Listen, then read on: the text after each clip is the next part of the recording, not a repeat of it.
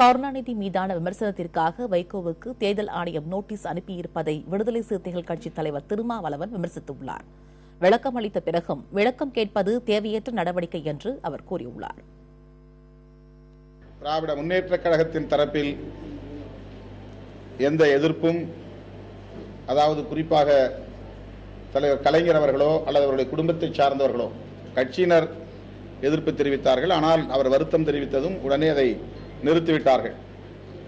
ஆனால் தன்னியல்பாக தேர்தல் ஆணையம் அவருக்கு நோட்டீஸ் அனுப்பியிருப்பது, இதுவரையில் தேர்தல் ஆணையம் இப்படி எந்த சட்டம் ஒழுங்கு பிரச்சனையிலும் தலையிட்டதாக நான் அறியவில்லை.